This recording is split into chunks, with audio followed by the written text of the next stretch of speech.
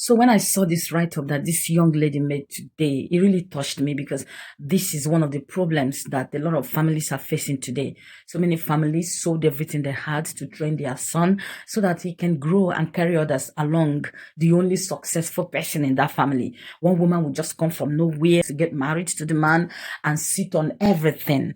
She would just use key to lock up this man that he will not even reach out to his own people. Some of these women are so wicked that they can't even allow anybody from this man's side to come near where he's living. This is a man that his family has spent everything on. This is the only hope that the family had, the only place you can run to in distress. But this woman will so do it that she will lock up everything about this man that even to say a word to his family, he will not. And she will not even allow anybody from the family of this man to come near. If you watch in some families now, it's only the people from the lady that is just enterprising. Anybody that is related to the man can die and go to hell for all they care. It's only people from this lady that is allowed to come visiting, that is allowed to come near. One man was saying the other day, in fact, it's like somebody removed the spell that had been covering him for years. And after the removal of the spell, he started asking, where was he? This man had melted everything he had to send all the brothers from this lady abroad, established everybody from that lady's home. But everybody from that man's side have been rigoring in abject poverty. They can't even come near to where he's living. And I've been asking myself, what kind of wickedness is this? And we are calling the name of God. And you also forget that you will be a mother-in-law tomorrow, that your own son will get married to another person's daughter.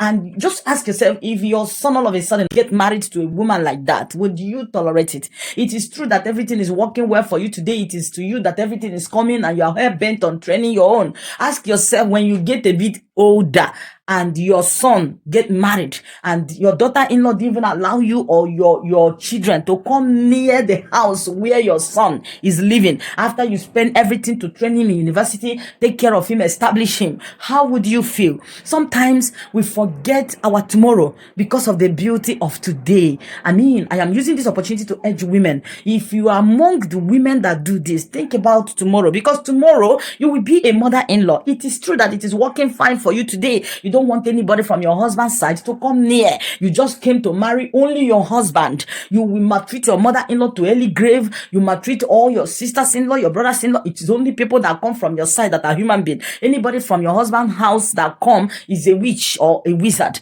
Please let us change from this, because it will not pay us any good. Some of you have gone diabolical to lock your husband, that even the children you gave birth to cannot even see anybody that is related to your husband and come near. Why? But the sweetest thing about this life is that whatever anybody sows, same he or she shall reap.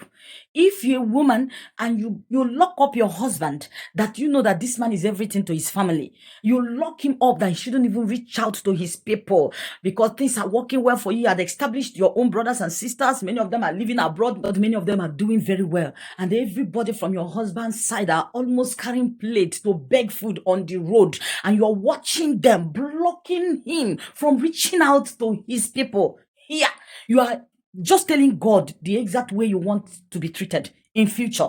You are only telling God the kind of wives your children will get married to, because that tomorrow, when you will age, none of your daughters-in-law will allow your sons to remember you.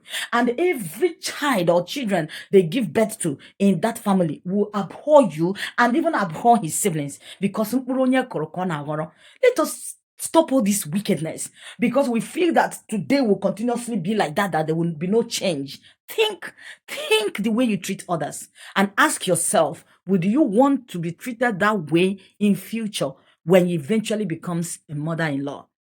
Think. Thank you.